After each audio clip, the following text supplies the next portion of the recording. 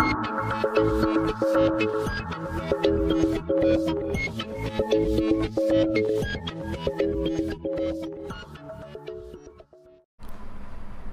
मैं हूं दिग्विजय और आप देख रहे हैं तर्क ज्ञान द्वारा आयोजित कार्यशाला सफलतापूर्वक संपन्न हुई। और इस डिबेट, ये जो कार्यशाला आयोजित हुई, इसको आप आगे देखेंगे। इसी वीडियो में आप देखेंगे कि कैसे सीनियर डिबेटर्स ने डिबेट की है। और ख़ास तौर पे मैं आपको बता दूं, और पहले भी बताया ही हुआ है तर्क ज्ञान के फेसबुक पेज पर, कि ये एक पार्लियामेंट्री डिबेट कंपटीशन से संबंधित कार्यशाला वर्कशॉप है, जिसमें सीनियर डिबेटर्स भाग ले रहे हैं एज अ डिबेटर। मतलब सीनियर डिबेटर टीम बनाकर कंपटीशन कर रहे हैं और आपको ये बता रहे हैं कि कैसे आप डिबेट करें। आप ये कह सकते हैं कि संसदीय वाद विवाद प्रतियोगिता को ही क्यों चुना गया है? तो इसलिए चुना गया है क्योंकि संसदीय वाद विवाद प्रतियोगिता में पिछले काफ़ी समय से हम दिल्ली विश्वविद्यालय में देख रहे हैं कि कई समस्याएं उत्पन्न हुई हैं और कई प्रकार की समस्याएं सामने आती हैं जब भी हम किसी पार्लियामेंट्री डिबेट कंपटीशन में जाते हैं, चाहे वो कहीं पर भी आयोजित की जा रही हो। तो इन सभी चुनौतियों से निपटने के लिए, उन समस्याओं का जवाब ढूंढने के लिए, उन समस्याओं को हल करने के लिए एक प्रयास है तर्क ज्ञान द्वारा कि हम उन सीनियर डिबेटर्स को लाएं और सीनियर डिबेटर्स के ज़रिए जानने समझने का प्रयास करें कि कैसे हम संसदीय वाद विवाद प्रतियोगिता की गुणवत्ता को और बढ़ा सकते हैं, उसके स्तर को और ऊंचा कर सकते हैं। इस वीडियो को आप पूरा देखें, आगे बढ़ाकर ना देखें, क्योंकि ये पूरी एक डिबेट कंपटीशन किया गया है। और आप ये भी देखेंगे कि 40-45 मिनट का पूरा डिबेट कंपटीशन है। आप उसमें नेता पक्ष विपक्ष सभी को सुनेंगे, क्वेश्चन आंसर सुनेंगे। देखिए कि उसमें कैसे हो रहा है। अब आप ये कह सकते हैं कि इस कार्यशाला के आयोजन का मुख्य उद्देश्य क्या है? इस कार्यशाला का मुख्य उद्देश्य यह है कि हम संसदीय वाद विवाद प्रतियोगिता, क्योंकि ऐसा माना जाता है कि पिछले 2-3 सालों 4 सालों में संसदीय वाद विवाद प्रतियोगिताओं में वाद कम और विवाद ज़्यादा हो रहे हैं। तो वो कई कारणों से हो रहे हैं, जिसमें एक कारण अभी जो इस डिबेट कंपटीशन जो आप अभी देखेंगे उसमें मैं बता देता हूं कि उसमें किया क्या गया है। उसमें बताया गया कि डिबेट आप करें कैसे, ठीक है? क्योंकि पिछले कुछ समय से हम देख रहे हैं कि पक्ष अगर जो विषय रखता है, जिस तरीके से वो अपने बिंदुओं को रखता है, वो एक तरफ एक रोड बनाता है, एक तरफ जाता है, तो वहीं विपक्ष दूसरी तरीके से अपनी डिबेट को लीड करने लग जाता है और समस्या वहीं उत्पन्न हो जाती है। फिर अंततोगत्वा डिसीजन में जाकर ये कहा जाता है कि हमने भी ये बात कही थी और वो कहते हैं कि हमने ऐसी बात कही थी। तो वहाँ पर ये जो कॉन्फ्लिक्ट उत्पन्न हो जाता है, संघर्ष की स्थिति उत्पन्न हो जाती है, असमंजस की स्थिति भी उत्पन्न हो जाती है। उससे बचने के लिए आप इस डिबेट कंपटीशन को देखें, ताकि आप ये समझ पाएँ कि कैसे जो पक्ष ने कहा है उन बिंदुओं का ही काट करते हुए आपको आगे बढ़ना है डिबेट में। आप अपनी तरफ से किसी एक पैरेलल डिबेट को नहीं चला सकते, समांतर डिबेट को नहीं चला सकते, क्योंकि अगर आप विपक्ष में हैं तो, और पक्ष है तो पक्ष तो अपनी एक बात रखेगा ही, क्योंकि मुख्यतः पक्ष ही निर्धारित कर रहा है कि डिबेट का रुख कैसा होगा। हाँ, लेकिन पक्ष ने अगर गलतियां कर रखी, निर्धारित नहीं कर रखा, तो विपक्ष के पास ये मौका होता है। और एक बात, संसदीय वाद विवाद प्रतियोगिता से संबंधित जो भी नियम हैं वो आपको डिस्क्रिप्शन में मैं लिंक दे देता हूं। यूट्यूब पर तर्क ज्ञान, इसी चैनल पर आपको उससे संबंधित जो पार्लियामेंट्री डिबेट कैसे होती है, पार्लियामेंट्री डिबेट के साधारण नियम क्या हैं, वो सारी चीज़ें इसमें मैंने बता रखी हैं। उन तीनों वीडियो को अगर आप देख लें तो आप पार्लियामेंट्री डिबेट कंपटीशन कैसे होता है, खासतौर से हिंदी में, आप उस चीज़ को समझ जाएंगे। और तब आपको पता चलेगा कि कितनी दिलचस्प पार्लियामेंट्री डिबेट, संसदीय वाद विवाद प्रतियोगिता होती है।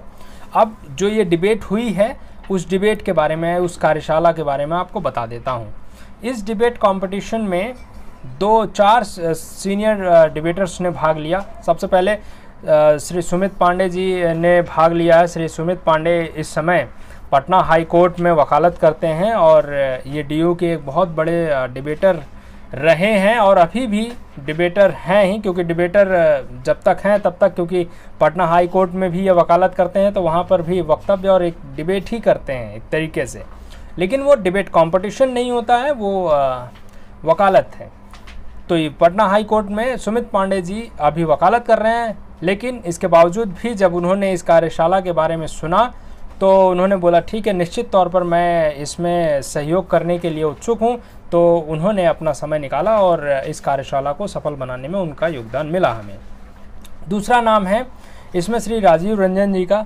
राजीव रंजन जी इस समय अध्यापन का कार्य कर रहे हैं और बिहार में हैं वो, लेकिन वो डिबेट में संसदीय वाद विवाद प्रतियोगिता में एक अपनी अलग छवि बनाकर उन्होंने रखी जब तक वो डिबेट कर रहे थे सक्रिय रूप से दिल्ली विश्वविद्यालय में।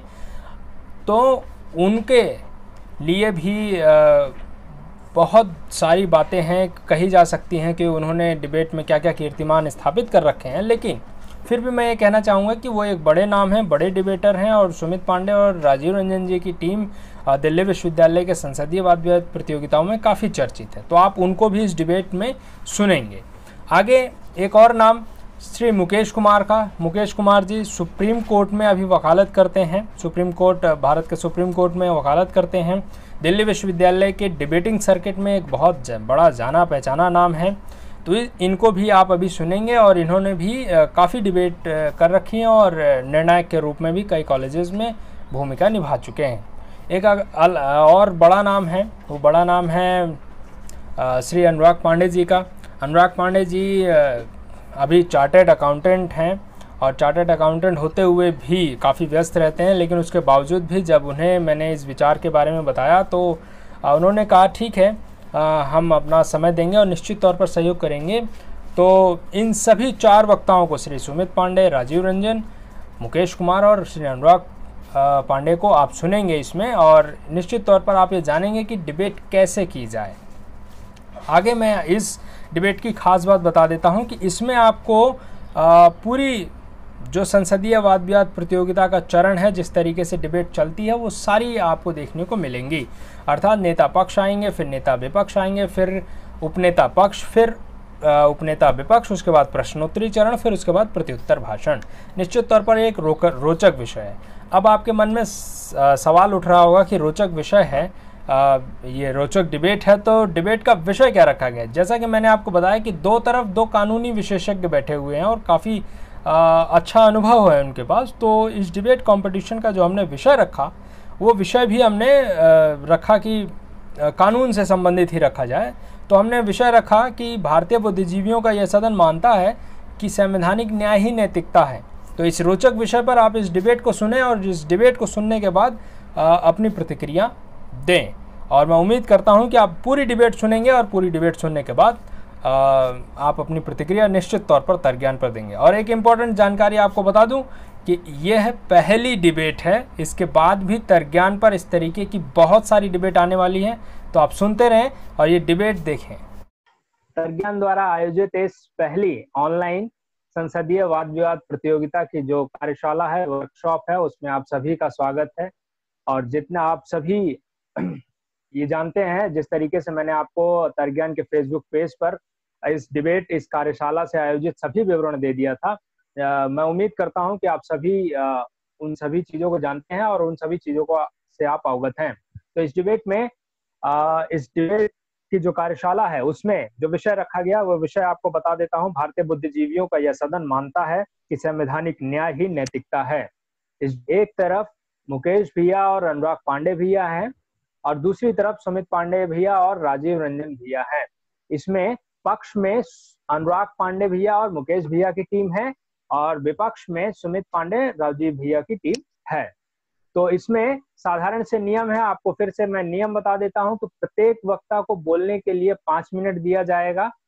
प्रथम जो वक्तव्य होता है, इसमें नेता पक्ष के बोलने के बाद 1 मिनट का सामान्य समय नेता विपक्ष को दिया जाएगा। उसके बाद किसी भी प्रकार का वक्तव्य के लिए सामान्य समय नहीं दिया जाएगा।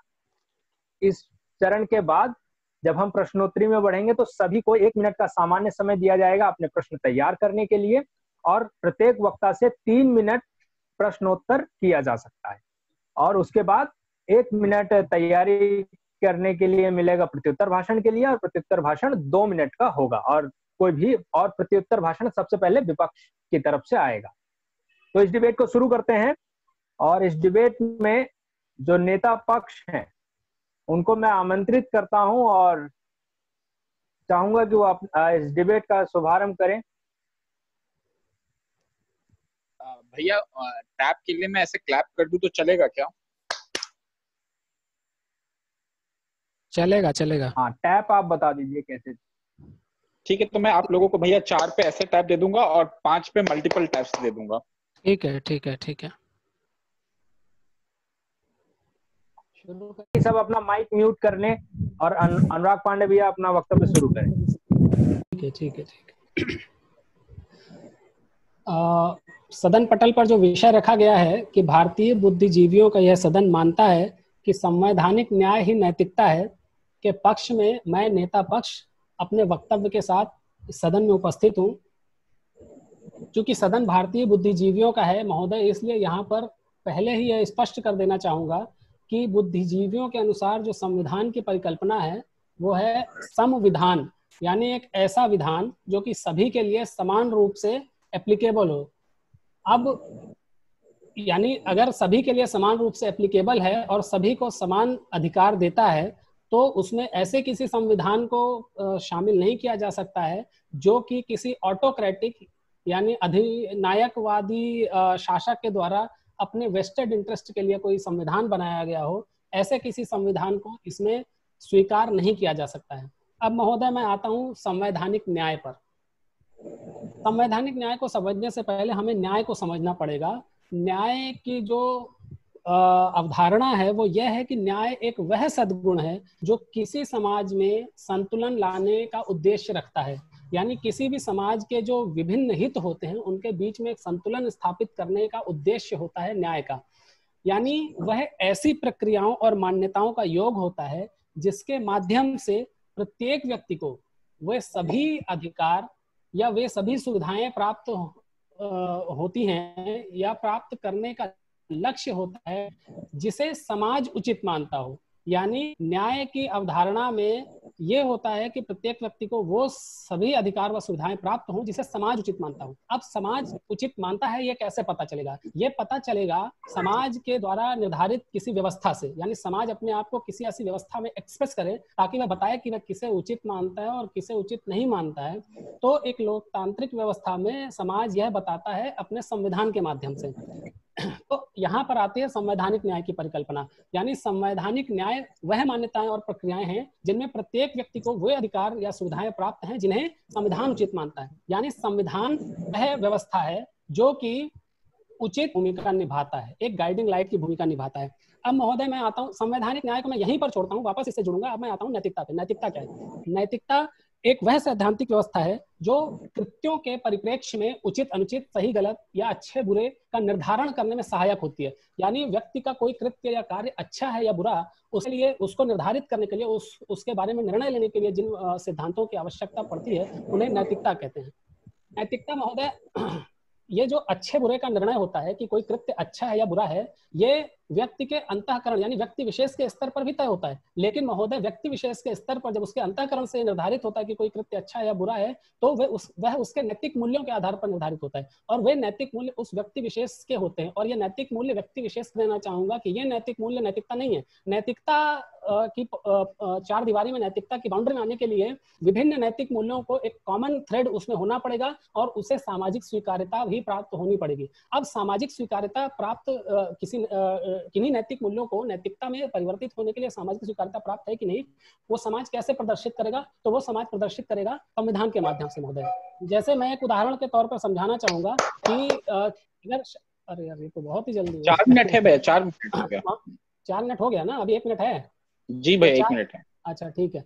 तो अब महोदय पक्ष अगर ये स्थापित करना चाहे कि संवैधानिक न्याय ही नैतिकता है तो मैं इसको बिंदुवार तरीके से ये स्थापित करने की कोशिश करूंगा कि किसी कृत्य का नैतिक या अनैतिक निर्धारण करने के लिए जो अंतिम मापदंड है वो संवैधानिक मूल्य है। यानी अगर हमें किसी कृत्य में यह निर्धारित करना है कि वो नैतिक है या अनैतिक तो हमें संविधान की ओर ही देखना पड़ेगा। तो इसमें कुछ स्थितियां आएंगी। पहली स्थिति यह है कि संविधान स्पष्ट रूप से बता दे कि कोई भी कृत्य नैतिक है या अनैतिक है। संविधान या उसके संविधान की व्यवस्थाओं के अंतर्गत बने कानून अगर स्पष्ट रूप से बता दें कि नैतिक या अनैतिक है तो विवाद वहीं खत्म हो जाता है। स्थिति वहां आती है जब संविधान स्पष्ट रूप से ना कहे कि ये कार्य नैतिक है या अनैतिक है, तब वहां पर जो नैतिकता और अनैतिकता का निर्धारण होगा वो भी संवैधानिक मूल्यों के अंतर्गत ही होगा। यानी कोई कृत्य संविधान के दायरे में है, यानी वो संवैधानिक मूल्यों से कॉन्सोनेंस में है, तो वो नैतिक है, अन्यथा वो अनैतिक है।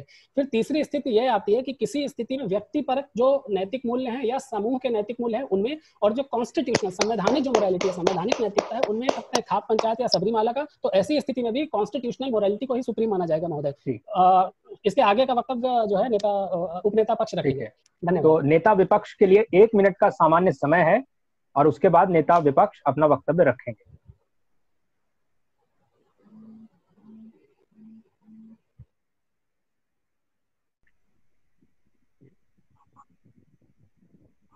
सदन में उपस्थित सभी प्रबुद्ध वक्ताओं श्रोताओं को मेरा नमस्कार। सदन पटल पर रखे गए विषय के पुरजोर प्रतिपक्ष में मैं नेता विपक्ष।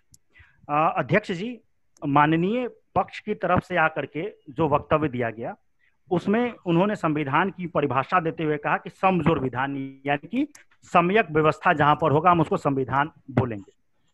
अब नेता विपक्ष की तरफ से मेरी पहली आपत्ति माननीय पक्ष के इस परिभाषा से है, क्योंकि संविधान समजोर विधान नहीं है। भले ही इसका शाब्दिक विवेचना कितना भी कर लीजिए, लेकिन अगर आप हिंदी से बाहर निकल करके इसको राजनीतिक विज्ञान के संकाय में ले जाके देखने का प्रयास करेंगे या फिर विधि के संकाय में, तो मेरा अपना मानना है कि ये एक ऐसा तरीका है जिसके माध्यम से किसी देश को गवर्न करते हैं, किसी देश के ऊपर शासन किया जा सकता है उसको, और वो शासन करने के लिए जो फ्रेमवर्क प्रोवाइड करता है हम उसको संविधान बोलते हैं। अध्यक्ष जी, क्यों ये सम्यक विधान नहीं है, इसका कारण भी ये है कि माननीय पक्ष ने जब कहा कि संविधान है, तो हमें यह भी समझना चाहिए कि संविधान में बहुत सारे ऐसे प्रावधान हैं जो अपने आप में स्पेशल प्रिविलेजेस देते हैं बहुत सारे लोगों को, जैसे प्रधानमंत्री के लिए, राष्ट्रपति के लिए, चाहे वो प्रत्यक्ष तौर से उस संविधान में दिया जा रहा हो या फिर परोक्ष तौर से। अगर ये संविधान में दिया गया तो इसका मतलब यह है कि सम्यक विधान की परिभाषा जो है स्थापित नहीं हो पाती है सदन के पटल।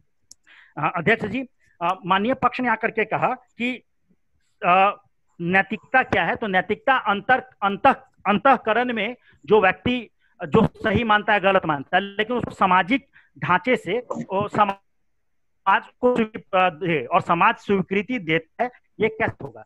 तो इसको स्थापित करने के लिए संविधान का प्रावधान है, या फिर संविधान अगर उसको सही कहता है तो आप कहेंगे कि संविधान से यह स्थापित किया जा सकता है।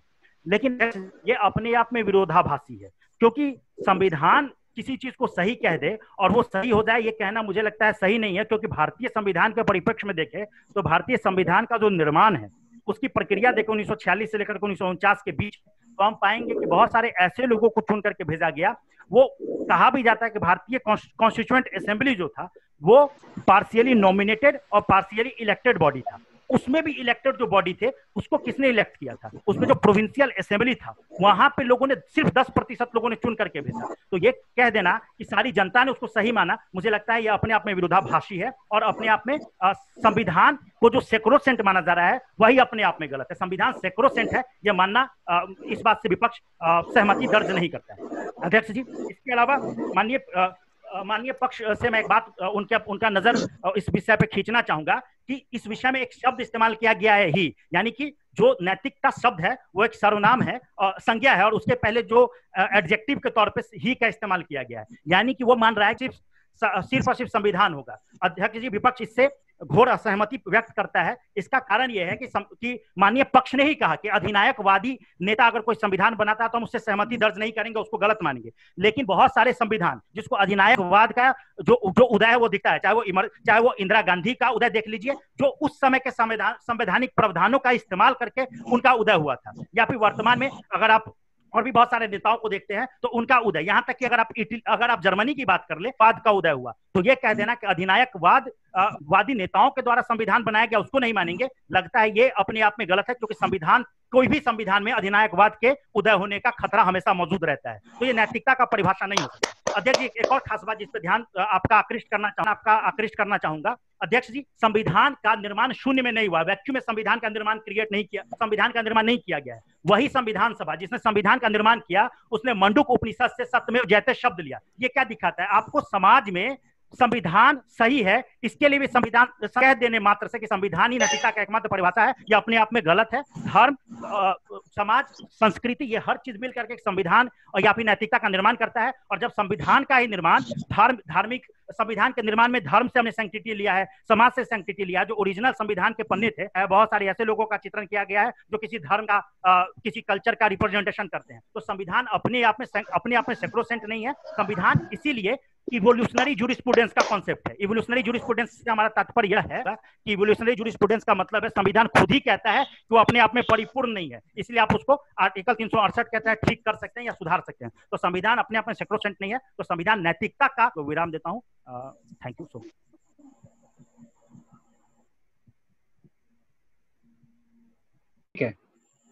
ठीक है। मैं अब उपनेता पक्ष को आमंत्रित करता हूं। शुरू करें। आवाज साफ है मेरी?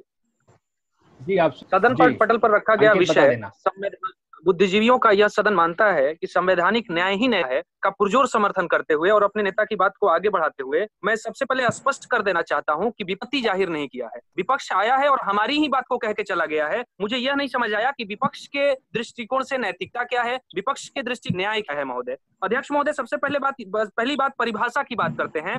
विपक्ष आता है, कहता है कि संविधान नहीं है, यानी कि संविधान क्या है स्थापित करने के लिए स्पेशल प्रिविलेज की बात करता है। अध्यक्ष महोदय, यह गौर करने वाली बात है कि वो स्पेशल प्रिविलेज उस पद का ड्यूटी डिस्ट्रिक्ट के लिए आवश्यक चीजें हैं। जैसे पुलिस ऑफिसर को प्रोसिक्यूशन के अगेंस्ट आपको प्रिविलेज मिला हुआ होता है, तो इसका मतलब है। और अगर वो किसान पुलिस ऑफिसर बन जाता है या देश का कोई नागरिक अगर पीएम, उस पद का वो प्रिविलेज होता है, किसी व्यक्ति विशेष का प्रिविलेज नहीं होता है। तो है दूसरी बात इन्होंने कही कि संवैधानिक व्यवस्था जो है वो गवर्नेंस की व्यवस्था है। अध्यक्ष महोदय, अगर सेल्फ गवर्नेंस की बात करें या एक ऐसी व्यवस्था की बात करें जहां सब, तो उसमें सामाजिक न्याय उसी को बोलते हैं। और उसमें कहां नैतिकता सामाजिक न्याय से परे हो जाती है, ये मेरी समझ में नहीं आता है।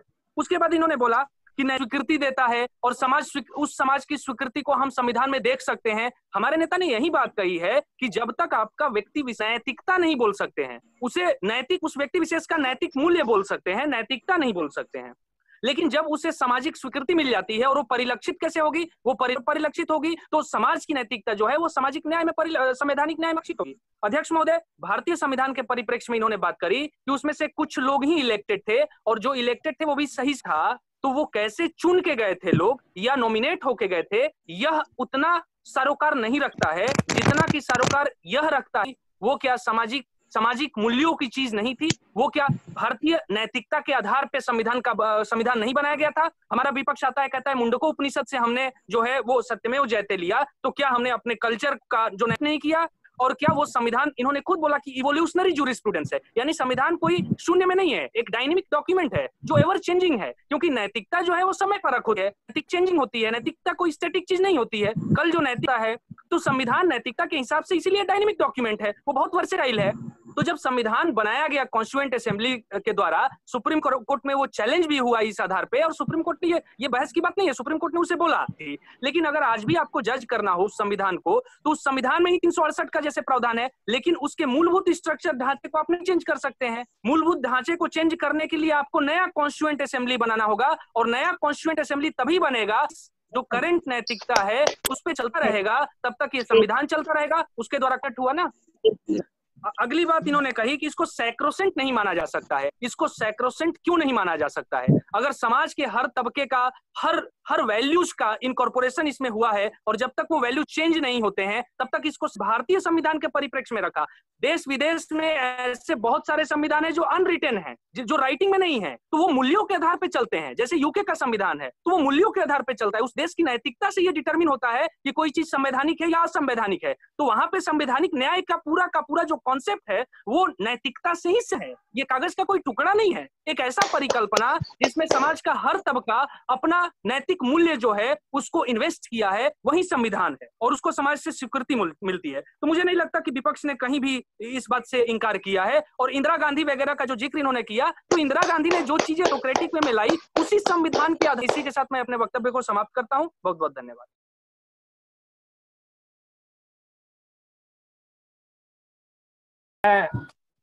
उपनेता विपक्ष को आमंत्रित करता हूं कि वो आए और अपनी बात रखें। सदन को सर्वप्रथम मेरा नमस्कार। नैतिकता है विषय के पुरजोर विरोध में मेरे नेता प्रतिपक्ष ने बहुत सारे तर्क रखे। अभी आपने सुना कि कैसे उपनेता पक्ष ने कहा कि संविधान वर्सेटाइल है, और अब देखिए इसमें कितना विरोधाभास है। कि जब संविधान वर्सेटाइल है, उसका बेसिक स्ट्रक्चर जो है वो कोर अपने आप में स्टैटिक है, इसका मतलब उसको हम बदल नहीं सकते हैं कि संवैधानिक न्याय ही नैतिकता है। तो यहाँ सबसे पहले यह समझना आवश्यक है कि क्या संवैधानिक न्याय, और उसके पहले संविधान अपने आप में एक सेल्फ कंटेंट परिकल्पना या अवधारणा है, अपने आप में एक परिकल्पना है, अवधारणा है। उसी तरह से अगर हम ये देखें संवैधानिक न्याय क्या है, तो न्याय जैसे कहता है, न्याय के लिए हम इसकी परिभाषा देखें तो न्याय के बारे में कहा यही न्याय है। तो अगर इसके लिए हम संविधान को एक माध्यम के तौर पर इस्तेमाल करते हैं तो हम पाएंगे कि भारत का संविधान अपने आप में सेल्फ कंटेंट नहीं है। इसमें बहुत सारे ऐसे प्रावधान हैं जो कहीं ना कहीं इस बात की इंगित करते हैं कि यहाँ बहुत सारे तबके के ऐसे लोग। से पहले ये चीज देखिए कि चाहे प्रिवी पर्स का इशू हो, यहाँ जो पहले राजवाड़े होते थे उनको भारत में मिलाया गया, प्रिवी पर्स के तहत उनको करोड़ों अरबों रुपए दिए जाते थे, संविधान के आड़ में ही दिया जाता था। और इस साल की सरकार हो वो कहती है कि ये युक्ति युक्त वर्गीकरण है, रीजनेबल क्लासिफिकेशन है। तो शब्दों के हेरफेर में संविधान को सेल्फ कंटेंट बताकर, और सामाजिक न्याय नहीं हो रहा है, दरअसल संविधान को एक आड़ के तौर पे, एक राजनीतिक हथियार के तौर पे इस्तेमाल किया जा रहा है। ये सोशल डॉक्यूमेंट नहीं है जैसे हमारे पक्ष ने कहा। इसके आगे हम देखें है ये लड़ाई निरंतर चलती रहती है, पता ही नहीं चलता कि हमारे अधिकार बड़े हैं या राज्य के कर्तव्य और राज्य के नीति निर्देशक तत्व बड़े हैं। अंत में हम यही देखते हैं कि हमारे अधिकार कभी कभी सिद्ध हो पाते हैं। अधिकांश मामलों में राज्य की नीति निर्देशक जो अनुच्छेद 368 है उसमें पॉलिटिकल मोटिवेशन है। ऐसा नहीं है कि वो सैक्रोसैंक्ट प्रावधान है जिसके तहत भारत के लोगों को न्याय दिया जाता है। हमने आपसे कहा कि न्याय जो है वो किस तरह से हर व्यक्ति, नैतिकता जो है एक संज्ञा है, ये आदर्शवादी मानवीय आचरण की बात करता है। तो जब हम देखते हैं कि संवैधानिक न्याय ही नैतिकता है तो यहां बीच में एक अड़चन पड़ जाती है, क्योंकि संवैधानिक न्याय के अलावा उसकी पूर्ति नहीं करता है। संविधान सार्वभौमिकता को परिभाषित नहीं करता है, जबकि हम देखेंगे नैतिकता जो है उसके पहले एक अदृश्य अभिव्यक्ति जुड़ी होती है, सार्वभौमिकता।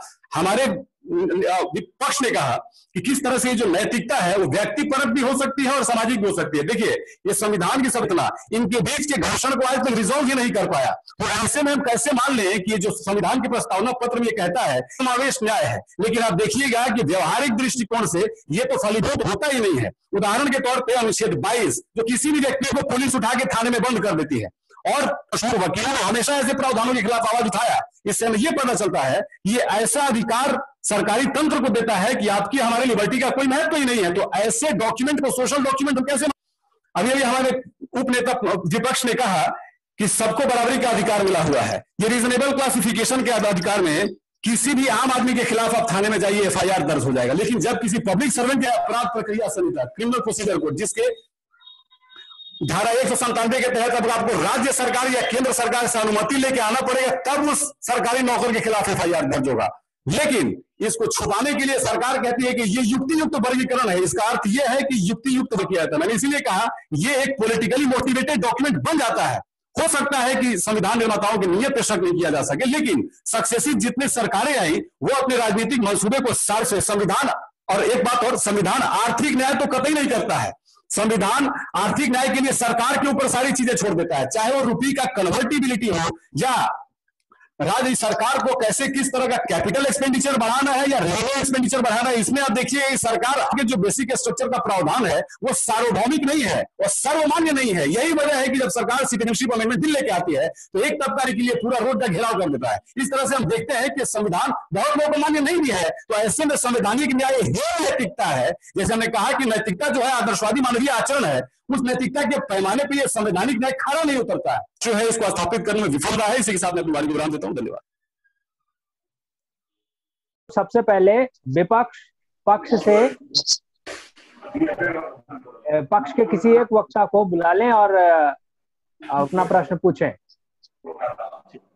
अमित भैया, हाँ राजीव, किनको बुलाना है? किसी को बुला लो जिसको इच्छा करें। आप बुलाइए ना, आप कैप्टन हैं। पहले अनुराग सर को हम लोग बुलाना चाहते हैं। ठीक है, अनुराग सर बुलाइए। नेता पक्ष को हम लोग बुलाना चाहते हैं। करें? हाँ भैया, शुरू करिए। हाँ, तो सबसे पहले नेता पक्ष से मेरा सवाल यह है कि आपने कहा अपने वक्तव्य में कि न्याय सद्गुण है जो समाज में संतुलन लाता है, और आपने उसके साथ ये भी कहा कि संविधान जो है वो अंतिम मापदंड है, ये उचित अनुचित तय करने के लिए। लेकिन आप एक बात बताइए कि यदि जैसे हमने कहा कि पुलिस ऑफिसर पे या किसी सरकारी नौकर पे यदि हम लोग को एफआईआर करना, ऊपर से परमिशन लेके आना पड़ता है, लेकिन एक आम आदमी पे अगर एफआईआर करना है तो उसके लिए किसी परमिशन नहीं होती है। इसका मतलब यह है कि इसका व्यवहारिक पहलू यह है कि इस मामले में संविधान फेल कर जाता है, एक आम आदमी को एक सरकारी नौकर से अलग कैटेगरी में खड़ा कर देता है। इस पे आपका क्या कहना है? इसका तो संविधान फिर अंतिम मतलब मापदंड नहीं है। हाँ, नहीं, देखिए यहाँ पर जो है हमारे उपनेता पक्ष ने बात स्पष्ट की थी कि ये जो प्रिविलेजेस दिए गए हैं ये किसी व्यक्ति विशेष को नहीं दिए गए हैं, ये पद को दिए गए हैं। यानी अगर ABCD किसी का भी अगर उस पुलिस में वो आता है तो उसको वही प्रिविलेजेस या उसके लिए वही व्यवस्था दी जाएगी। क्यों? इस प्रिविलेज क्योंकि ये न्याय की प्रिविलेज के लिए हमारे न्याय की व्यवस्था की भाषा में ये अंतर्निहित है कि ये विभिन्न न्याय की व्यवस्था में है। लेकिन हम लोगों का ये कहना है, कोशिश करता है, ये हम लोग का इसके विरोध में ये कहना था कि यदि कोई पद है, सरकारी पद है और एक आम आदमी है, उसका अपना समाज में पद है, हाँ। क्या आपको ऐसा नहीं लगता है कि इस तरीके के प्रावधान कहीं ना कहीं दोनों पदों में एक मतभेद उत्पन्न कर देते हैं और ये किसी भी तरह से विधि के समान समानता जो वाली बात है, ये रूल ऑफ लॉ से रैशनलाइज नहीं होता है। इसका मतलब कॉन्स्टिट्यूशन जो फेल कर जाता है यहाँ पे, ये दो कैटेगरी। देखिए रूल ऑफ लॉ का जो एक मेजर पॉइंट है वो रीजनेबल क्लासिफिकेशन है ना। तो rule of law reasonable classification को सपोर्ट करता है। यानी आपको हमने यही कहा, इस चीज पर हम लोगों ने ये भी कहा कि रीजनेबल क्लासिफिकेशन के नाम पे कैसे प्रिवी पर्स को करोड़ों अरबों रुपए दिए जाते हैं। आपने जो कहा वो सभी ने सुना, लेकिन जो है आप कह रहे हैं कि रूल ऑफ लॉ के खिलाफ है इस तरह का जो पुलिस का और किसान के बीच का। लेकिन मैं कह रहा हूँ कि ये रीजनेबल क्लासिफिकेशन तो रूल ऑफ लॉ परमिट करता है और न्याय का कोर है। यानी विभिन्न हितों के बीच में संतुलन और सामंजस्य स्थापित करने को ही रूल ऑफ लॉ कहते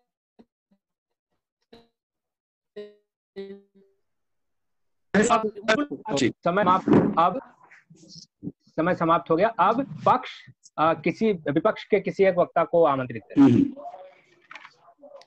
मुकेश जी, हाँ, नेता विपक्ष, सुमित जी को बोला। नेता विपक्ष, उपनेता विपक्ष, सुमित जी जी बता दो। हाँ सवाल बताएं। क्या आप मानते हैं कि समाज में अलग अलग वर्ग के लोग रहते हैं? हाँ बिल्कुल रहते हैं। क्या को न्याय व्यवस्था स्थापित करने के लिए जो प्रिविलेज दिए गए हैं, तो जब दूसरे वर्ग का आदमी उस वर्ग में जाता है तो उसको भी सेम प्रिविलेज प्राप्त नहीं होते हैं? नहीं, देखिए इस प्रिविलेज के लिए ही हमने कहा कि ये प्रिविलेज की बात है, ये संविधान। हमने अभी इसका एक्सप्लेनेशन भी पूछा नेता पक्ष से कि किस तरह से ये पद और एक सामान्य पद जो कि एक आम आदमी है उसमें ये किस तरह से संवैधानिक न्याय जो है उसमें अड़चन डाल देता है। हमने ये कहा, ये देखिए, ये आप जिस वर्ग की बात कर रहे हो वो सामाजिक वर्ग है। आप जिस वर्ग की बात कर रहे हो एक सामाजिक वर्ग हो गया, लेकिन हम लोगों ने कहा कि किस तरह से संविधान ही बीच में अड़चन डाल देता है, क्योंकि संविधान के प्रावधान ऐसे हैं। कोड ऑफ क्रिमिनल प्रोसीजर संविधान नहीं है ना? नहीं, लेकिन वो संविधान के तहत ही बना है, वो चाहे सीआर।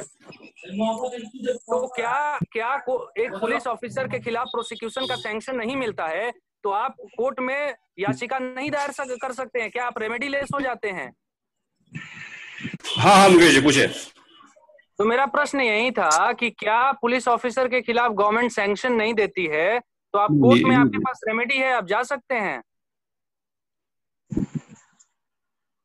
अगर हमारे जा सकते हैं, उस बात से इनकार नहीं कर रहा है, लेकिन मेरा कहना ये है कि एक पुलिस ऑफिसर के खिलाफ प्राथमिकी दर्ज कराने के लिए हम लोग को इतनी प्रक्रियाओं का पालन क्यों करना पड़े? ये वही एक आम आदमी जो वल्नरेबल है, एक आम आदमी का पद जो है जिसने संविधान को आत्मसात किया है, उसकी प्रतिष्ठा और उसकी समाज में ऑफिसर की तुलना में अलग है। मैं आपकी बात समझ गया, वो तो असमानता हो गई। मेरा अगला प्रश्न ये है कि संविधान जैसे 377 सेक्शन की बात करें तो हाईकोर्ट ने उसको इलीगल करार दिया, सुप्रीम कोर्ट ने हाईकोर्ट के डिसीजन को पलट दिया। तो मतलब ये है कि उसी संविधान को ध्यान में रखते हुए अलग अलग होते रहते हैं, ऐसा आप मानते हैं? बिल्कुल होता रहता है। बिल्कुल बिल्कुल होते रहते हैं। तो जो एक कोर्ट ऑफ लॉ देता है डिसीजन, उसका क्रिटिसिज्म भी समाज में होता है। एकदम होता है, बिल्कुल होता है। हाँ, तो जो करने वाले लोग हैं वो भी उसी संविधान की ओर सकते हैं। देखिए, इसमें समझने वाली बात यह है कि सिर्फ न्यायपालिका ही भारतीय लोकतंत्र का इकलौता अंग नहीं है, इसके साथ दो और अंग है। अब इसमें हमने कहा कि गार्ड ऑफ कॉन्स्टिट्यूशन का इस्तेमाल करके किस तरह से एक सरकार जो है वो अपने मंसूबे को साधती है और इसके लिए स्थानिक प्रावधानों का ही हवाला देती है। इसका अर्थ यह है कि संविधान सेल्फ कंटेंट नहीं है, इसको अपने आप अपने हिसाब से घुमाया जाता है। जवाब सुमित भी आप जवाब पूरा कर लीजिए उसके। नहीं मुकेश भैया समय हो गया है, तो सुमित भी आप अपनी जवाब को कंप्लीट करें, उसके बाद आगे बढ़ेंगे। मेरा कहना यह है कि मान लीजिए कि संविधान ही है। अब संविधान एक ऐसा डॉक्यूमेंट है, अगर चलिए आपके हिसाब से चलिए, एक ऐसी अवधारणा है कि इसमें कोई भी संस्था हो, चाहे वो सरकार हो, संसद हो, न्यायालय हो, इसकी व्याख्या अपने हिसाब से करता है। खास कर ये राजनीतिक सरकारों की देखें, अपने निजी मंसूबे को साधने के लिए, राजनीतिक मंसूबों को साधने के लिए संविधान के प्रावधानों का इस कदर इस्तेमाल करते हैं कि अगले 5 साल के बाद उनको सत्ता में कैसे रहना है, और इसलिए संविधान का इस्तेमाल इस हिसाब से करते हैं। उस संविधान को हम सैक्रोसैंक्ट नहीं करते हैं। संविधान की सार्वभौमिकता और इसकी सच्चाई और इसके द्वारा दिए गए समानता पे सवाल हो जाता है।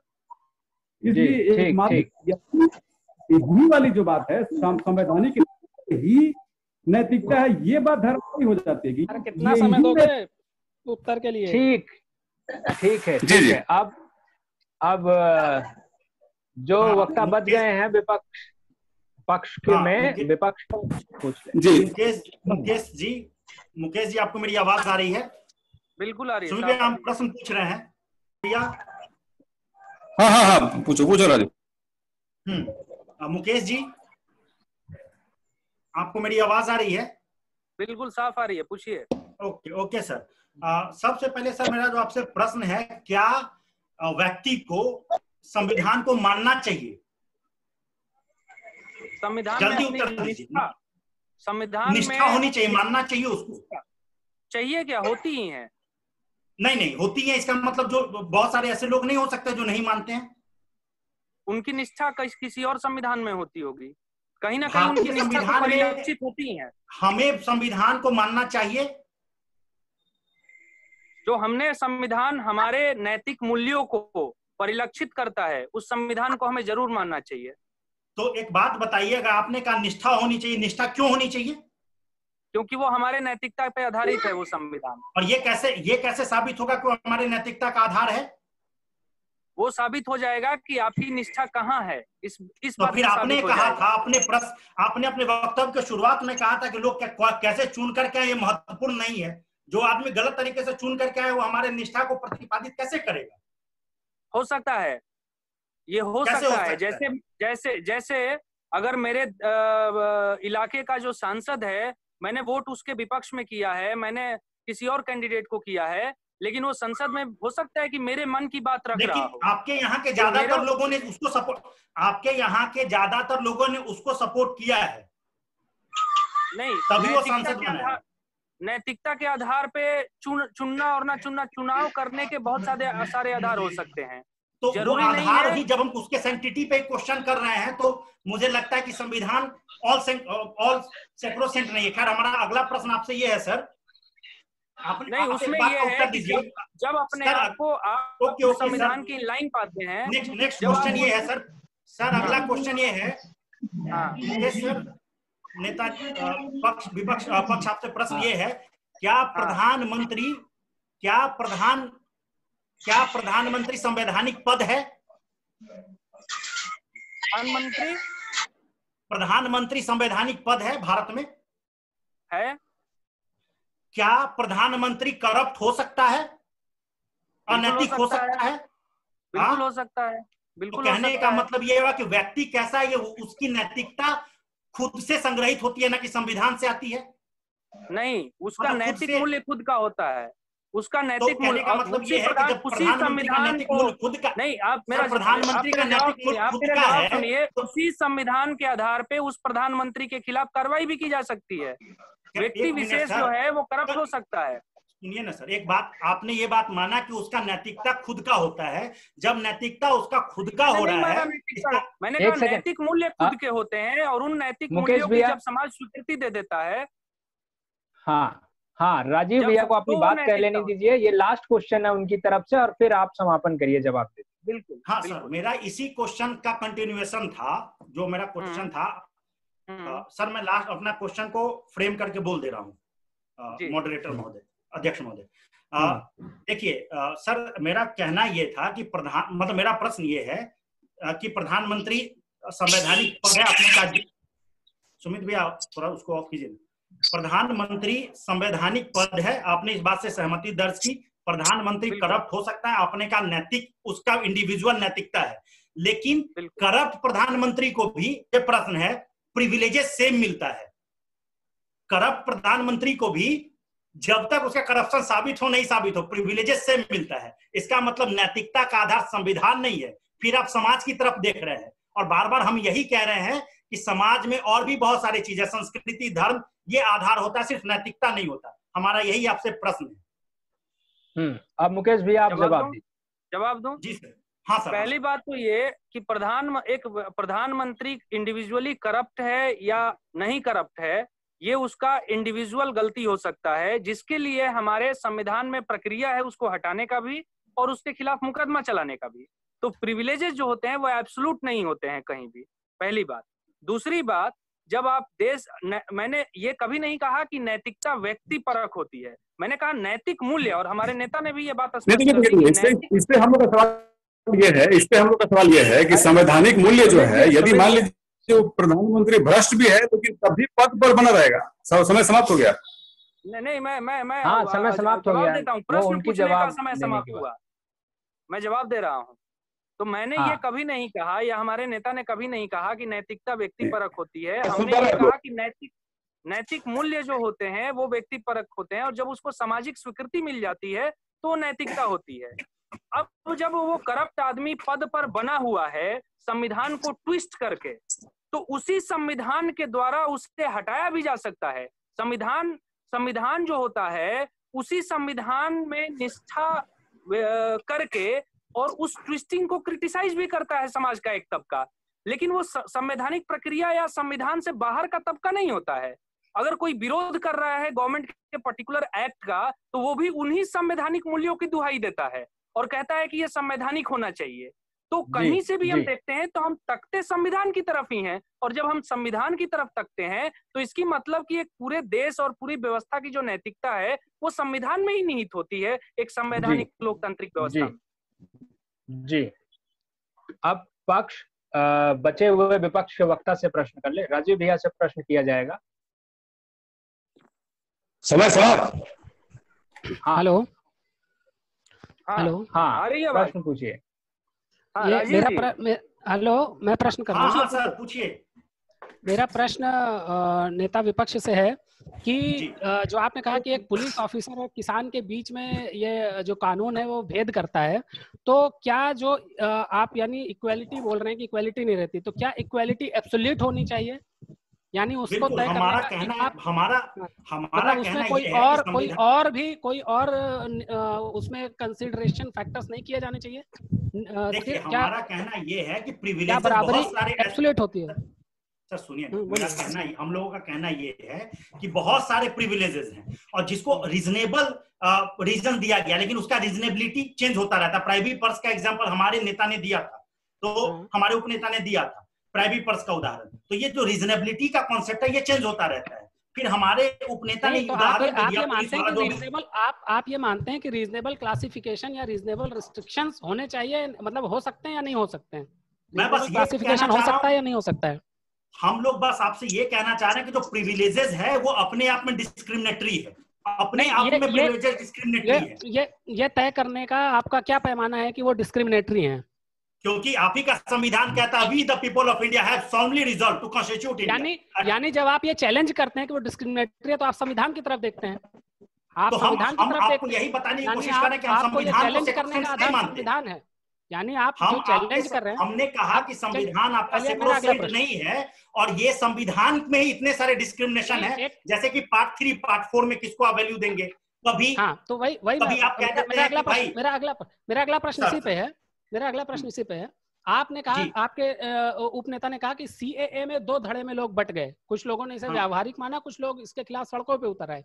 तो ये जो लोग सड़कों पे उतर आए, इनका जो विरोध है वो सीएए के किस बात को लेकर के विरोध है? मतलब उनका आर्गुमेंट बेसिक क्या है? क्या उसमें सीएए में ऐसा है?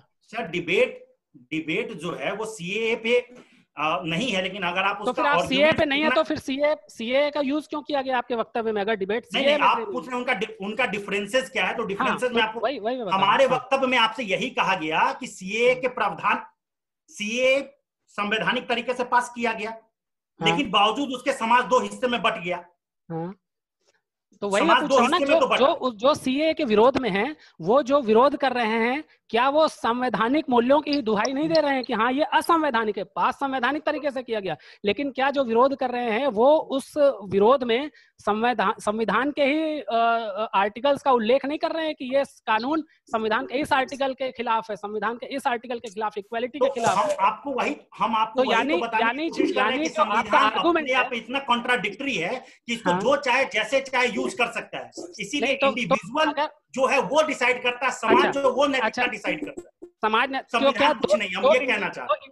सुनिए, 2 इंडिविजुअल की नैतिकता अलग अलग नहीं होती है क्या? उनमें विरोधाभास नहीं होता है? अगर होता है तो उस स्थिति में आप समाज की नैतिकता को कैसे निर्धारित करेंगे? तो इसीलिए हम लोग आपसे कह रहे हैं कि समाज में नैतिकता के बहुत सारे आयाम हो सकते हैं, धर्म, संस्कृति और भी बहुत सारे आयाम। मैं यही कह रहा हूँ, 2 धर्मों के बीच में अगर नैतिकता का विरोधाभास है, उनकी नैतिकता अलग अलग है, तो एक समाज की नैतिकता आप कैसे निर्धारित करेंगे जिनमें दोनों धर्म आते हैं? ऐसा समाज जिसमें दोनों धर्म है, उसकी नैतिकता आप कैसे निर्धारित करेंगे? हम तो इस डिबेट में घुसी, हम तो आपसे ये कह ही नहीं रहे हैं कि 2 धर्म के बीच में विरोधाभास नहीं हो सकता है। बिल्कुल 2 धर्म के बीच में विरोधाभास हो भी सकता है और नहीं भी हो सकता है। तो आप एक ये कहना, आप एक जो है अनुराग, एक सेकंड, अनुराग भैया आप अपना कंप्लीट सवाल रखें और फिर राजू भैया जवाब दें। पूछिए अनुराग भैया, पूछिए। मेरा प्रश्न ये है कि आपके नेता मतलब उपनेता विपक्ष ने ये कहा था कि संविधान जो है युक्त जो बंधन है वो उसको इस्तेमाल करके उसका डिस्टॉर्ट करता है प्रोविजंस को। फिर आपने कहा कि नहीं, युक्त बंधन जो है जरूरी होते हैं, पर वो कैसे युक्त बंधन होने चाहिए, संविधान इसके बारे में सही दिशा निर्देश नहीं देता है, यानी संविधान में विरोधाभास है। तो अगर संविधान में विरोधाभास है और संविधान नैतिकता नहीं है आपके अनुसार, तो आप जो है नैतिकता को, जो कि हर एक इंडिविजुअल की, हर एक व्यक्ति विशेष की अलग अलग नैतिकता होती है, उस स्थिति में यानी कि 2 धर्मों के बीच की अलग अलग नैतिकता हो सकती है, कोई शाकाहार को प्रमोट करता है, कोई मांसाहार को प्रमोट करता है, उस स्थिति में आप जो है एक समाज की नैतिकता इस विरोधाभास को ध्यान में रखते हुए कैसे स्थापित करेंगे, कैसे तय करेंगे कि उस समाज की नैतिकता क्या होगी? मैं बस आपको यही, अब राजीव भैया आप जवाब। हाँ जी, हमने अपने वक्तव्य में यही बताने की कोशिश की कि समाज में जो नैतिकता है वो समाज में जो नैतिकता है वो बहुत अलग अलग है, अलग अलग इंडिविजुअल है, मतलब व्यक्तिपरक है। फिर हमारे उपनेता ने कहा कि जब भी हम विषय पे बात करते हैं, जब भी हम संविधान की बात करते हैं, तो हम क्या कहते हैं कि भाई संविधान में कुछ भी इवॉल्व कर सकते हैं, लेकिन क्या नहीं कर सकते, बेसिक स्ट्रक्चर के साथ चेंज नहीं कर सकते। तो हम लोगों का कहना बस ये है कि संविधान जो हमारा है वो संविधान परिपूर्ण नहीं है, वो काम कर सकता है, वो काम नहीं कर सकता है। It is not all sacrosanct, हम बस बात यही कह रहे हैं। और ऐसे में जब आपको नैतिकता ढूंढना पड़ेगा तो आपको हर चीज को साथ में ला करके बात करनी पड़ेगी कि, और उसका सबसे बड़ा रीजन होगा व्यक्ति विशेष। अगर एक व्यक्ति विशेष नैतिक होगा तभी नैतिकता को स्थापित कर सकते हैं, क्योंकि नैतिकता की परिभाषा भी हम लोगों ने दी थी कि आपका जो यूनिवर्सल एक्शन है, जिससे लोगों को नुकसान या लोगों को दुख ना पहुंचे, ये हमने एक यूनिवर्सल प्रिंसिपल दिया था। हर व्यक्ति का अपना नैतिक मूल्य होगा और वो नैतिक मूल्य जरूरी नहीं है संविधान स्थापित हमेशा ही कर पाए। इसीलिए संविधान अपने आप में बहुत कंट्राडिक्टरी है, और संविधान को जब आप सेक्रोसेंट मानते हैं तो बहुत ज्यादा प्रॉब्लम क्रिएट हो जाता है। और संविधान खुद को ही सेक्रोसेंट नहीं मानता है। तभी हमने आपको मुंडक उपनिषद का एग्जाम्पल दिया था कि संविधान खुद ही समाज की तरफ, धर्म की तरफ, संस्कृति की तरफ बार बार देखता रहता है, तो इसका मतलब ये है कि संविधान ही नैतिकता का परिचायक है, संवैधानिक न्याय ही नैतिकता का परिचायक है। यह विषय ही अपने आप में गलत है और इसको स्थापित करने की जो कोशिश है पक्ष की, वो मेरे विचार से सही है। जी धन्यवाद जी। तो प्रत्युत्तर भाषण देना है, पहले विपक्ष की तरफ से और उसके बाद पक्ष की तरफ से कोई एक वक्ता प्रत्युत्तर भाषण देगा। तो 1 मिनट का आपको समय दिया जा रहा है, प्रत्युत्तर भाषण तैयार कर लीजिए। राजीव भैया आप अपना वक्तव्य शुरू करें प्रत्युत्तर भाषण के साथ। अध्यक्ष जी की अनुमति से मैं नेता विपक्ष प्रत्युत्तर भाषण के लिए आप लोगों के बीच में सदन के पटल पे। अध्यक्ष जी, जो माननीय पक्ष ने आकर के सबसे पहले संविधान की एक बहुत ही शाब्दिक विवेचना की, समझ और विधान बहुत ही हास्यास्पद था और हमने इसका पुरजोर तरीके से विरोध किया और हमने कहा कि संविधान कोई संविधान नहीं है। क्यों नहीं है? एक सिंपल हमने कहा था कि, और हमने इसका डेफिनेशन दिया था और अंत तक विपक्ष पक्ष के दूसरे नेता भी, उपनेता भी आकर के कहते रहे कि हमने डेफिनेशन दिया ही नहीं। हमने कहा था कि सिंपल सेटअप है, तो इसको इतना ज्यादा सेक्रोसेंट नहीं बनाना चाहिए। तो पक्ष का विपक्ष ने उनकी परिभाषा का विरोध किया। फिर ये बात में इस बात को स्थापित करते रहे कि प्रिविलेजेस ठीक कैसे है। तो मुझे लगता है ये विरोधाभासी था और इसके बाद बहुत कुछ कहने को बच नहीं जाता है। दूसरी बात, जब हमने प्रश्न इनसे पूछा कि क्या वही संविधान अधिनायकवाद नहीं बनाता है, क्योंकि इन्होंने तो अपने भाषण में कहा था कि अधिनायकवाद की परिकल्पना, अधिनायकवादी कोई नेता बनाएगा तो उस संविधान को तो नहीं मानेंगे। पर हमने कहा लोकतांत्रिक तरीके से बनने के बाद भी हमने देखा है बहुत सारे अधिनायकवाद उभर करके आते, उदाहरण भी हमने दिया था इंदिरा गांधी का और बहुत सारा। तो कहने का मतलब ये कि संविधान अपने आप में परिपूर्ण नहीं है। तीसरी बात, फिर इन्होंने कहा कि जब संविधान में कुछ गलत होता है तो समाज ही तो विरोध करता है, ये भी ये बात कह रहे थे और हमने भी इनको यही समझाने की कोशिश की कि जब समाज ही विरोध कर रहा है, जब आपको स्वीकृति के लिए समाज की तरफ ही देखना है, समाज का ही मुंह ताकना है, तो इसका मतलब क्या है? संविधानिक न्याय जो है वो नैतिकता का अंतिम पैमाना नहीं है। तो ही शब्द तो बिल्कुल ही गलत है। संस्कृति और समाज सब मिलकर के आपकी नैतिकता को बढ़ाता है। फिर हमने इनसे प्रश्न पूछा कि कोई व्यक्ति अगर करप्ट है और प्रधानमंत्री बन जाता है तो क्या संवैधानिक पद है? इन्होंने कहा हाँ, और बिल्कुल कहना भी था। अगर ये संवैधानिक पद है और वहां पर जाकर के भी वो करप्ट है तो प्रिविलेजेस तो उसको मिलते ही रहेंगे। तो इसका मतलब क्या हुआ? जब साबित होगा तब साबित होगा। ये कह रहे हैं कि जब साबित होगा हटा दिया जाएगा, लेकिन प्रिविलेजेस तो उसको मिल रहे हैं ना। इसका मतलब क्या है? नैतिकता, जो कि हमने प्रश्न उत्तर में पूछा था, नैतिकता जो व्यक्तिनिष्ठ है और व्यक्ति डिसाइड करता है वो नैतिक रह सकता नहीं रह सकता, और इसके पीछे समाज और संस्कृति उसको कहता है। तो मुझे लगता है समय समाप्त हो गया। अच्छा, तो समय समाप्ति के कारण मैं अपने बात को यहीं विराम देता हूं और विपक्ष से अनुरोध करता हूं कि अपने इस पटल पर रखे विषय को वापस ले। धन्यवाद। पक्ष से अनुरोध करना चाहूंगा कि पक्ष के एक वक्ता प्रत्युत्तर भाषण दे। अपने प्रत्युत्तर भाषण के साथ मैं नेता पक्ष सदन के पर एक बार पुनः उपस्थित हूँ। महोदय, हमारे नेता विपक्ष ने कहा कि हमने संविधान की एक बड़ी हास्यास्पद परिभाषा दी और फिर भी वो हंस नहीं रहते, तो ये अपने आप में खुद ही हास्यास्पद था। महोदय, इनके जो वक्तव्य में और प्रश्नोत्तर में कई विरोधाभास थे जिनको मैं इंगित करना चाहूँगा।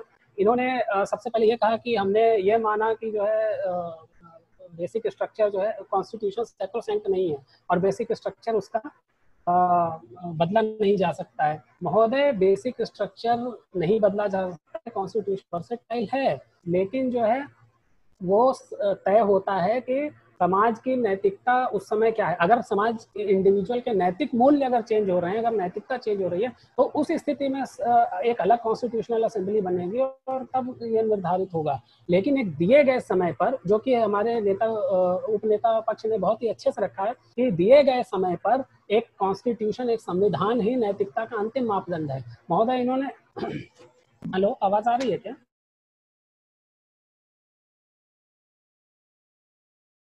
एक कुछ नई बातें रखी। समय समाप्त हो गया क्या? समय समाप्त? जी भाई, मेरा समय जल्दी। आप फिर भी 10 सेकंड ले सकते हैं खत्म करने के लिए, अपना बात कंक्लूड करने के लिए। नहीं, ठीक है, हो गया, कंक्लूड कर लिया जाए सर। हेलो, कंक्लूड करते हैं? हाँ जी, हाँ, कंक्लूड कर।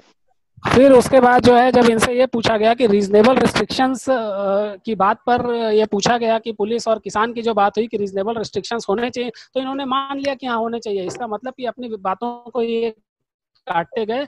अंत आप सभी लोग जो तर्क ज्ञान देख रहे हैं, इस पूरी डिबेट को देखें और डिबेट देखने के बाद आप कमेंट बॉक्स में लिखें कि आपको कौन सा बिंदु आया और कौन सा बिंदु में आप कोई प्रश्न पूछना चाहते हैं, क्योंकि ओपन सेशन के लिए अभी समय नहीं है और जो लोग जुड़े हुए थे वो लेफ्ट कर गए हैं किसी कारणवश से, क्योंकि उनको अन्य भी बहुत सारे काम होंगे, क्योंकि बहुत सारी तकनीकी बाध्यताओं के बावजूद हमने इस डिबेट को पूरा किया। तो अनुराग भैया, मुकेश भैया, राजीव भैया और सुमित भैया भी यहाँ है नहीं, लेकिन उनका भी बहुत बहुत धन्यवाद कि आप लोग यहाँ जुड़े और इस कार्यशाला को, इस वर्कशॉप को सफल बनाया। और इसके साथ ही धन्यवाद राजेश का कि वो टाइम कीपर के रूप में रहे। राजेश, अगर कोई प्रश्न पूछना चाहते हो ऑडियंस की तरफ से तो एक प्रश्न पूछ सकते हो। दोनों टीमों से एक एक प्रश्न है, दोनों एक एक वक्त मौजूद है। मेरा विपक्ष से भैया प्रश्न ये है कि जब आप नेता विपक्ष राजीव भैया ने कहा था कि संविधान गवर्नेंस का टूल है, तो गवर्नेंस तो उसी सिचुएशन में सबसे ज्यादा रिक्वायर्ड होती है जहां पे कोई कॉन्फ्लिक्ट होता है, और अगर कहीं कॉन्फ्लिक्ट है तो आप सही गलत के लिए तो संविधान की तरफ ही देखेंगे कि संविधान उस सिचुएशन में किसको सही और किसको गलत मान रहा है। तो गवर्नेंस के टाइम भी नैतिकता का पैमाना तो संविधान ही सेट कर रहा है। थैंक यू, शुक्रिया राजेश आपके प्रश्न के लिए। हमने ये कहा कि हम हमेशा ही संविधान की तरफ नहीं देखेंगे, इसीलिए हमने कहा कि संविधान क्या करता है, संविधान में कई बार गलतियां साबित हो जाती हैं, बहुत सारे केसेस आते हैं। संविधान जो उसका जो भी संविधान है वो बहुत सारा ऐसा उदाहरण है अपने पास, जैसे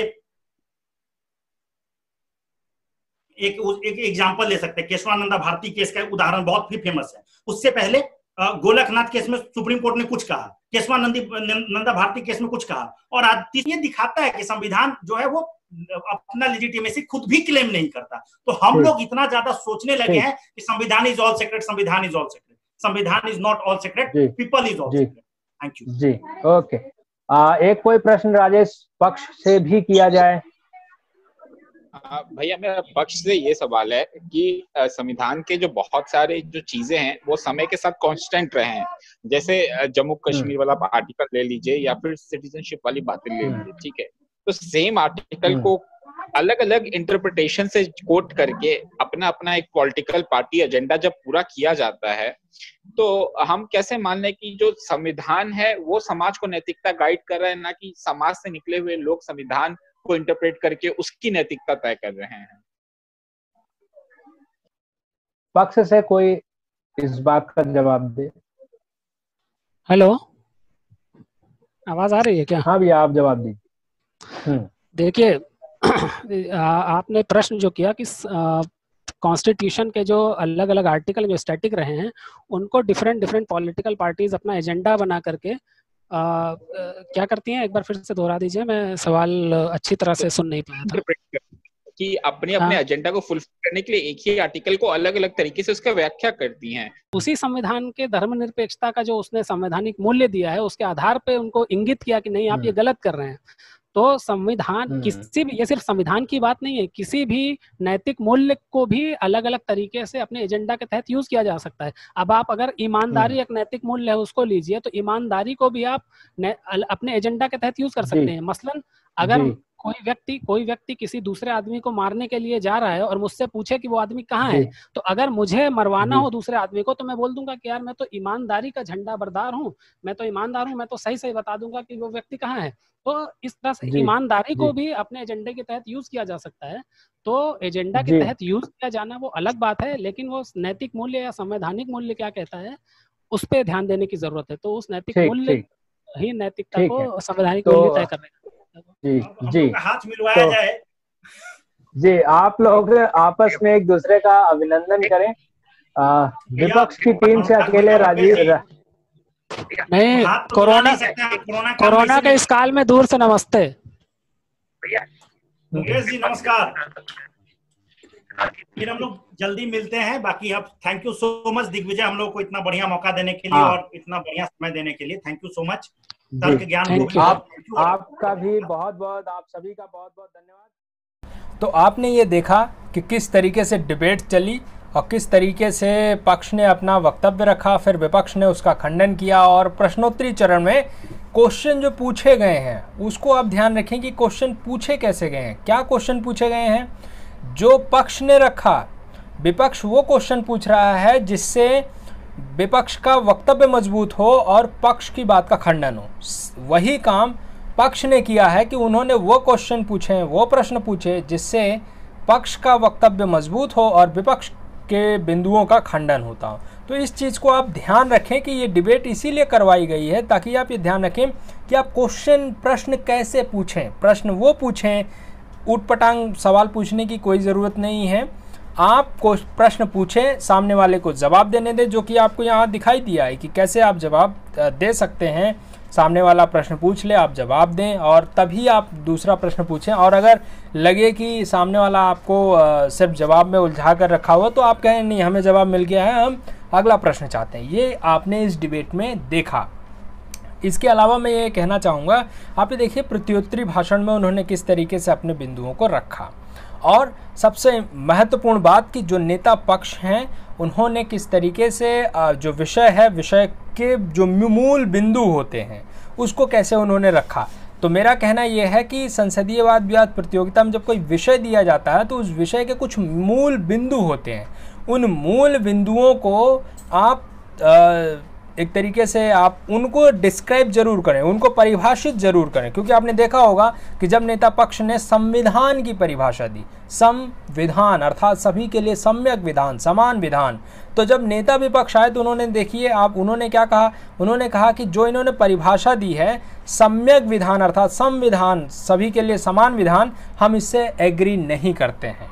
तो उन्होंने परिभाषा को आप चुनौती दी। तो इसी तरीके से आप डिबेट में, किसी भी डिबेट में आप करेंगे तो जो पक्ष ने डेफिनेशन दी है उसी को चीज़ को पकड़कर आप पहले चैलेंज करें, पहले ही आप वहाँ पर आपत्ति दर्शा दें। तो यही होता है कि डिबेट का चरण दर चरण कैसे आप पकड़ते चले जाएंगे। आप देखेंगे कि नेता पक्ष ने जो जो बिंदु कहे थे, नेता विपक्ष ने उन्हीं बिंदुओं को काटते हुए अपनी बात को आगे बढ़ाया और अपनी तरफ से एक अलग बिंदु रखने की कोशिश की। दूसरी तरफ जब उपनेता पक्ष आते हैं तो वो अपने नेता की बात को आगे बढ़ाते हैं और जो नेता विपक्ष ने बातें उठाई हैं उसका खंडन करते हैं। यही काम उपनेता विपक्ष करते हैं। जब वो आते हैं तो अपने नेता विपक्ष की बात को आगे बढ़ाते हैं और नेता पक्ष और उपनेता पक्ष दोनों की बातों का खंडन करते हुए अपने नेता विपक्ष की बात और अपनी बात रखते हुए आगे बढ़ते हैं। प्रश्नोत्तरी चरण में कैसे उन्होंने चीज़ों का जवाब दिया है ये भी आपने बखूबी देखा है। तो उम्मीद करता हूं कि आप इस डिबेट को देखने के बाद एक बेहतर समझ के साथ आगे संसदीय वाद विवाद प्रतियोगिताओं में जाएंगे। और आपको फिर से याद दिला दूं कि तर्क ज्ञान द्वारा आयोजित इस कार्यशाला में ये पहला मुकाबला था। इसके बाद बहुत अन्य मुकाबले आने हैं और अभी आएंगे। आप अगले हफ्ते में एक और अन्य बड़े डिबेटर्स के साथ एक बड़ा मुकाबला ज़रूर देखिएगा और उसमें आप ये देखिएगा, उसमें आपको और बेहतरीन तरीके से डिबेट होती हुई दिखेगी। ये ऐसा नहीं है कि ये डिबेट बेहतरीन नहीं थी, ये भी डिबेट बेहतरीन, लेकिन मैं ये कह रहा हूँ कि चूँकि अब आपको समझ आ गया तो अब आपको लगेगा कि ये और उससे बेहतर डिबेट हो रही है।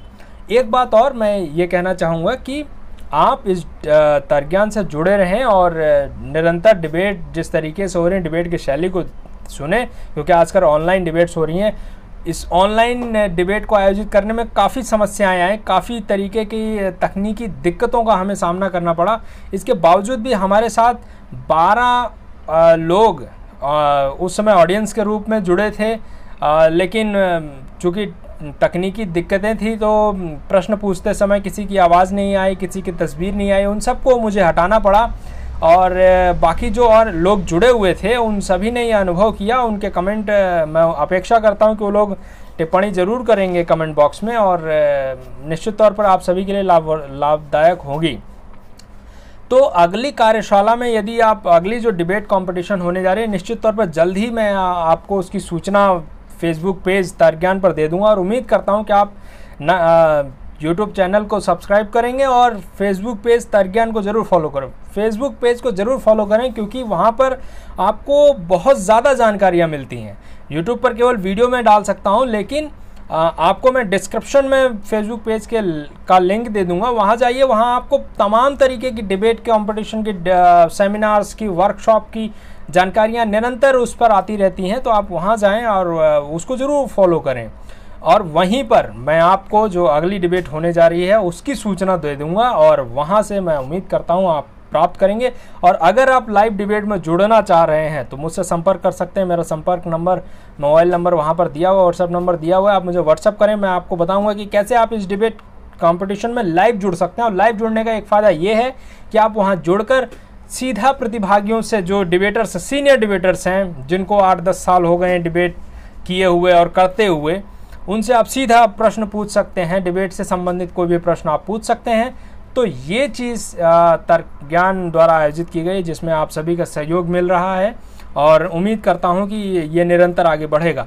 अभी तो सीनियर डिबेटर्स डिबेट कर रहे हैं, अभी जो जूनियर्स हैं और जो उनके सीनियर्स हैं, जो मेरी कोशिश है कि लगभग हर पीढ़ी, जो ये सीनियर डिबेटर्स हैं, उनके बाद की लगभग हर पीढ़ी को लाया जाए और डिबेट कराया जाए और ये बताया जाए कि डिबेट वास्तव में कैसे की जाए और किस तरीके से की जाए। क्योंकि पता ही है लॉकडाउन है, तो हम ऑनलाइन तरीके से ही जुड़कर डिबेट करेंगे। और ये मैं मानता हूं कि एक बेहतर विकल्प ही हमारे सामने आया है कि अब किसी को, सबको एक जगह इकट्ठा करने की ज़रूरत नहीं है। ऑनलाइन प्लेटफॉर्म है, सब एक जगह इकट्ठा हो जाते हैं। तो बहुत बहुत शुभकामनाएँ। जो भी लोग इस डिबेट को देख रहे हैं, अपनी टिप्पणियाँ यहाँ रखें और अगली डिबेट में ज़रूर जुड़ें, एज अ ऑडियंस जुड़ें।